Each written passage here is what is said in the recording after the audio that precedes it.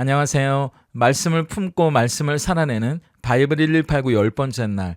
오늘은 창세기 10장입니다. 오늘은 홍수가 끝나고 새 출발한 노아 가족 8명 중에 가장 노아가 죽고 난 뒤의 이야기입니다. 이제 노아의 아들 셈과 함과 야벳을 통해 그 자손들이 어떻게 이 세상을 채워나갔는지 그 족보를 우리에게 보여주고 있는 내용입니다. 그런데 기억나세요? 우리는 이미 창세기 5장에서 아담의 톨레도트, 아담부터 노아에 이르는 족보를 살펴보면서 그런 이야기를 나눴거든요. 이름도 생소하고 우리와 아무런 관계도 없는 가문의 역사를 그것도 한 장 전체를 통해 살펴보는 일이 좀 버거운 게 사실이긴 하다고요. 그런데 그게 필요한 이유가 있다고 말씀드렸죠. 성경에서 족보가 나올 때는 그냥 나오는 법이 없기 때문입니다. 왜냐하면 하나님은 사람을 통해 일하시고 하나님에게 우연은 없기 때문에 어떤 사람과 어떤 사건과 장소를 날줄과 씨줄로 엮어서 한 가문의 역사 가운데 뭔가 하나님의 역사를 만들어내시는 걸 우리에게 보여주시기 때문이라고 말씀드렸어요. 그래서 창세기 5장, 아담부터 노아에 이르는 족보 다음에 6장이 이 땅을 향한 홍수 심판이 있었다고 말씀드렸죠. 그래서 5장은 단순히 족보가 아니라 6장 홍수 심판에 앞서서 하나님이 노아의 가문 가운데 에녹과 무드셀라를 통해 일하고 계셨다는 걸 우리에게 보여주는 역할이라고 말씀드렸습니다. 그럼 오늘 10장의 족보도 마찬가지예요. 이 다음 장에 뭐가 나오는지를 보면 이 창세기 10장이 어떤 역할을 하는지, 이 10장을 어떻게 읽어야 하는지 알게 된다는 겁니다. 11장에 뭐가 나오죠?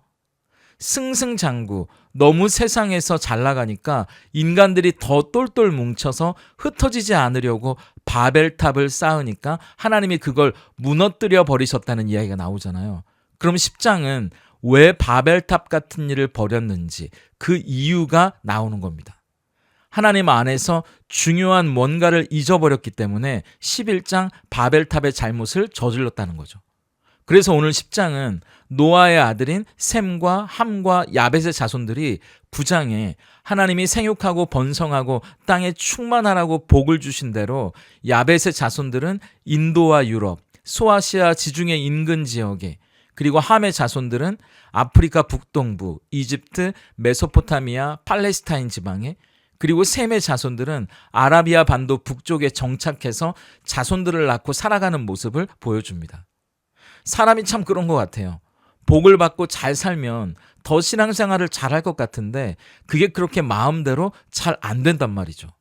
그럼 어떤 걸 이들이 잊어버렸기 때문에 창세기 11장 바벨탑 같은 잘못을 저질렀는지, 우리는 그럼 무엇을 붙들고 잊어버리면 안 되는지 오늘 창세기 10장을 통해서 함께 살펴보기를 원합니다.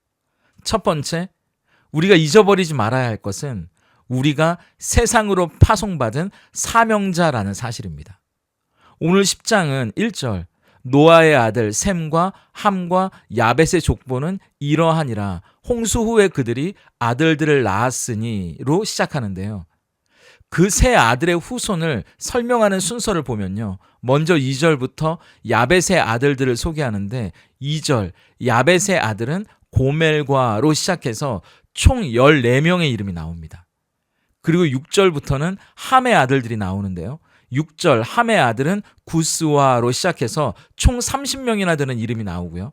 그리고 마지막으로 21절부터 셈의 아들들이 나오는데 이 셈의 자손에서 유대인이 나오고 예수님이 나오게 되죠. 22절 셈의 아들들은 엘림과로 시작해서 총 26명이 나옵니다. 그래서 노아 아들들의 후손의 숫자가 총 70이거든요. 많은 학자들은 진짜 이 사람들만 있었던 게 아니라 70이라는 이 숫자를 맞추기 위해서 뺄 사람들은 빼서 이렇게 족보를 만든 거다라고 말하거든요. 아니 그럼 이 70이라는 숫자가 뭐가 중요하길래 그랬을까? 우선 유대인들에게 이 70은 온 세상 열방을 가리키는 숫자입니다. 왜냐하면 7이라는 숫자가 완전수잖아요. 그리고 10이라는 숫자도 완전수입니다. 그러니까 7, 10 완전수를 곱했기 때문에 온 세상 열방을 가리키는 숫자가 되는 거죠. 그리고 더 중요한 건요, 누가복음 10장 1절을 보세요.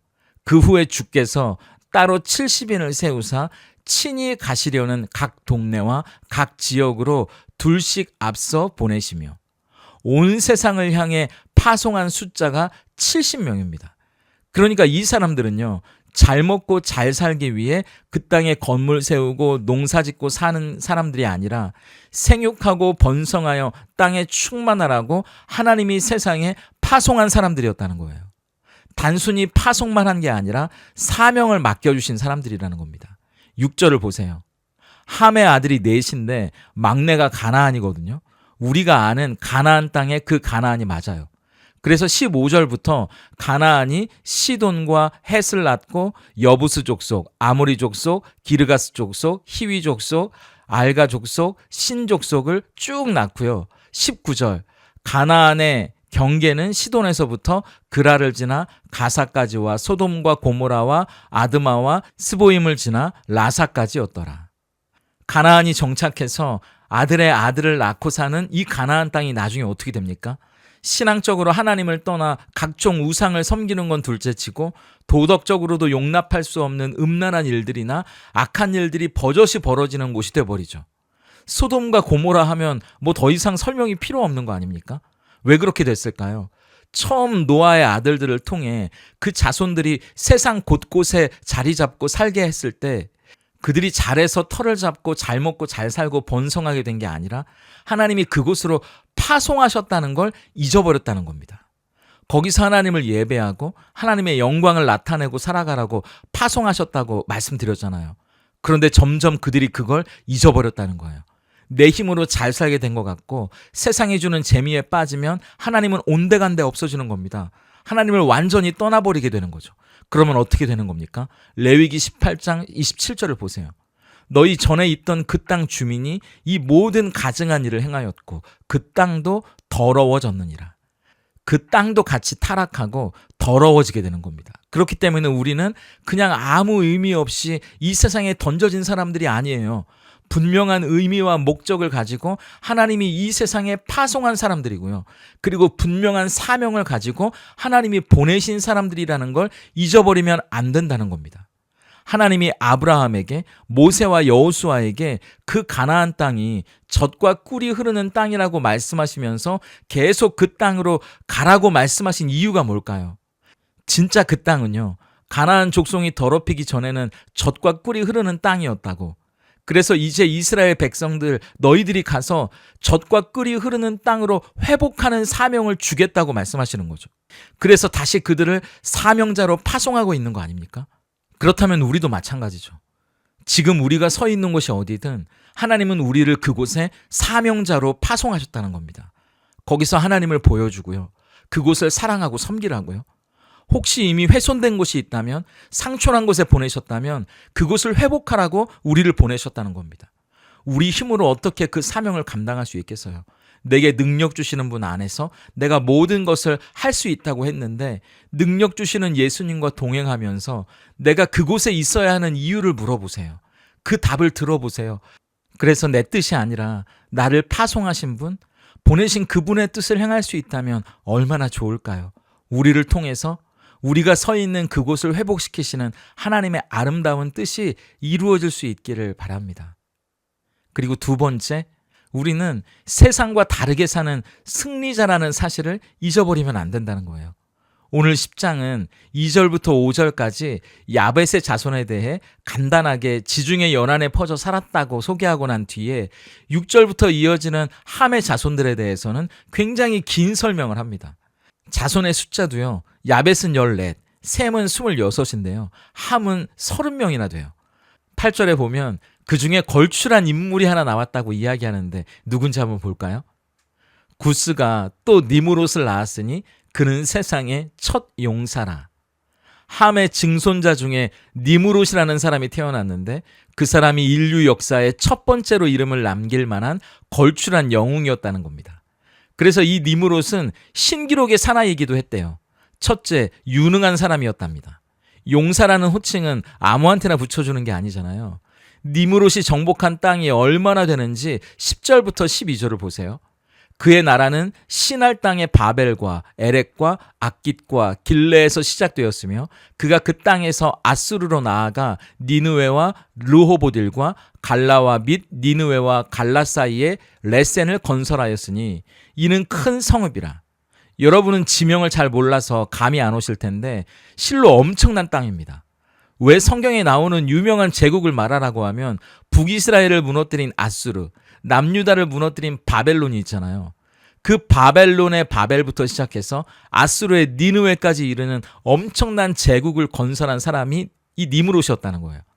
딱 니느웨 하나만 해도요, 요나가 하나님의 말씀을 전하는 데만 사흘 동안을 걸어 다닐 만큼 큰 도시가 니느웨였거든요. 그러니까 얼마나 큰 제국을 건설했겠습니까? 둘째, 이 니므롯은 그만큼 유명한 사람이었습니다. 9절을 보세요. 그가 여호와 앞에서 용감한 사냥꾼이 되었으므로 속담에 이르기를 아문은 여호와 앞에 니므롯같이 용감한 사냥꾼이로다 하더라. 그 주변 세계에 이 니므롯의 이름을 모르는 사람이 없었다는 겁니다. 그야말로 부와 권력과 명예와 명성까지 모든 걸 다 가진 사람이 니므롯이었다는 거죠. 그런데 그가 이걸 어떻게 가지게 됐는지 한번 보세요. 니므롯이라는 이름은 반역하다, 배반하다라는 뜻을 가집니다. 그러니까 하나님께 반역하고 하나님을 배반한 사람이었다는 거예요. 용감한 사냥꾼이라는 말도요, 사실 알고 보면 사람을 사냥하듯 죽였다는 뜻을 가집니다. 그러니까 하나님을 떠나서 오로지 자기 힘으로 세상을 정복하기 위해 수단과 방법을 가리지 않고 눈 하나 깜빡이지 않고 수많은 사람들을 죽이며 제국을 건설했던 폭군이 이 니므롯이었다는 말입니다. 그래서 많은 학자들은 이 니므롯이 11장에 나오는 바벨탑을 건설했던 왕이라고 이야기해요. 우리는 11장 바벨탑의 결말을 알고 있잖아요. 땅을 정복하고 도시를 건설하고 건물을 올리고 수많은 사람들의 헌신과 희생 위에 자기의 이름을 알리고 성공했다고 한들 결국 그게 니므롯, 하나님을 반역하고 하나님이 싫어하는 일이 돼버리고 만다면 그게 얼마나 부질없고 어리석은 일에 불과한지 니므롯이 보여주고 있다는 말입니다. 저는 오늘 유독 이 말씀 앞에서 많은 생각을 해보게 되더라고요. 우리 안에 세상의 방법으로 성공과 승리와 형통을 얻고자 하는 수많은 니므롯들이 있지 않습니까? 그 니므롯들이 하나님을 반역하고 세상의 방법으로 내가 원하는 걸 얻어내라고 소리를 지를 때가 있거든요. 그런데 그때 가장 마지막에 나오는 족보를 보게 되는 거예요. 그 족보는 나중에 예수님이 이름을 올리게 되는 셈의 족보거든요. 21절입니다. 셈은 에벨 온 자손의 조상이요 야벳의 형이라. 그에게도 자녀가 출생하였으니. 여기 셈은 에벨의 조상이라고 말하는데 사실 이 에벨은 셈보다 한참 뒤에 증손자거든요. 그런데 굳이 에벨을 끌고 온 건 이 에벨이 히브리 민족 할 때 히브리와 어원이 같기 때문입니다. 이 에벨의 뜻이 뭐냐 하면 물을 건너온 자라는 뜻이거든요. 왜 우리가 큰 결심을 했을 때 강을 건넜다 이런 표현을 쓰잖아요. 우리는 큰 결심을 하고 강을 건넌 사람들입니다. 세상의 방법을 버리고 강을 건넌 사람들이라는 거예요. 이제 물을 건너 하나님의 방법으로 살아가기를 결단한 사람들이라는 겁니다. 우리는 세상이 얻고 싶어하는 것을 똑같이 얻고 싶어하고 세상이 자랑하는 것을 똑같이 자랑하기 위해 세상이 하는 방법으로 똑같이 그걸 얻으려고 노력하는 사람들이 아니라는 겁니다. 이에 예수께서 제자들에게 이르시되 누구든지 나를 따라오려거든 자기를 부인하고 자기 십자가를 지고 나를 따를 것이니라. 우린 세상과 다른 방법으로 승리하고 세상과 다른 것을 기뻐하는 사람들이 됐다는 겁니다. 오늘 10장의 족보는 11장의 바벨탑의 실패가 왜 일어났는지 우리에게 보여줍니다. 하나님이 생육하고 번성하고 땅에 충만하라고 복을 주시며 파송하셨지만 왜 복을 받았는지 그 사명을 잃어버리고 잘 되는 것만 남았을 때 우리는 실패할 수밖에 없다는 거예요. 만약 우리가 세상이 갖고 싶어하는 걸 똑같이 갖고 싶어하고 세상이 자랑하는 걸 똑같이 자랑하기 위해 세상이 하는 방법으로 똑같이 그걸 얻으려고 한다면 설령 그걸 얻는다고 해도 행복할 수 없습니다. 그리스도인은 세상과 다른 방법으로 승리하고 세상과 다른 것을 기뻐하는 사람들이기 때문이에요. 우리는 자기 십자가를 지고 저 세상의 강을 건너온 사람들이기 때문입니다. 그래서 굳이 바벨탑 같은 건 쌓지 않아도 좋을 만한 세상은 절대로 이해할 수 없는 하늘의 기쁨을 이미 소유한 사람들이 되었기 때문입니다. 오늘 바이블 1189 적용입니다. 첫째, 우리는 세상으로 파송받은 사명자들이에요. 그렇다면 하나님이 나를 파송하신 곳은 어디입니까? 그곳에서 나에게 맡기신 사명은 무엇인지 한번 생각해 보면 좋겠습니다. 그리고 기쁨으로 그 사명을 감당하기 위해 필요한 것이 있다면 무엇이 있을지 한번 생각해 보면 좋겠습니다. 둘째, 우리는 세상과 다르게 사는 승리자들입니다. 내 안에 세상에 갖고 싶어 하는 걸 가지라고, 또 그것을 가지기 위해 세상의 방법을 사용하라고 부추기는 세상의 니무롯은 무엇인지 한번 생각해 보면 좋겠습니다. 오늘 예수님은 나를 따라오려거든 자기를 부인하고 자기 십자가를 지고 나를 따라오라고 말씀하시는데, 내가 져야 할 나의 십자가는 무엇인지 생각해 보며 기쁨으로 예수님을 따라가는 오늘이 되기를 바랍니다. 다음 주는 추석 연휴가 있죠. 월, 화, 수 추석 연휴 기간에는 가족들과 함께 모처럼 쉬는 시간을 가져보시면 좋겠고요. 또 빠뜨린 부분이 있다면 영상을 보시면서 한번 복습해 보면 좋겠고, 또 주변에 함께 하실 분들에게 소개도 해주시고요. 저희는 다음 주 목요일 새벽 5시에 다시 만나도록 하겠습니다. 내 발의 등이요 내 길에 빛이 되는 말씀을 따라 걷는 이 길에 길동무가 되어주셔서 감사합니다. 명절 잘 보내고 오세요. 저희는 창세기 11장으로 다음 주 목요일 새벽 5시에 뵙겠습니다. 함께 기도하겠습니다. 가라, 모든 민족과 열방 가운데 우리를 세상으로 파송하시며 빛과 소금이 되기를 원하시는 하나님, 내가 서 있는 이곳에서 주님 높임을 받으시옵소서. 내가 밟는 모든 땅 주님의 땅이니 나를 통하여, 나의 입술을 통하여 아버지의 영광이 나타나게 하시옵소서. 이 찬양의 고백이 우리의 고백이 되기를 소망합니다. 우리를 보내신 아버지의 뜻을 잊어버리지 않도록 늘 은혜 안에 깨어있게 하시고, 세상과 동화되기보다 세상을 변화시키고 회복시키는 사명의 사람들로 살아가게 하시옵소서. 우리의 꿈도 세상의 성공이 아니라 하나님의 영광에 있으니 기꺼이 세상과 달라지기를 두려워하지 않을 수 있는 용기도 주시옵소서. 날마다 자기를 부인하고 자기 십자가를 지고 예수님을 쫓아가는 그리스도의 제자로 살아갈 때 하나님이 우리 안에 주시는 참된 만족과 기쁨이 우리가 누리는 가장 큰 명예요 상급이 되게 하시옵소서. 예수님의 이름으로 기도드립니다. 아멘.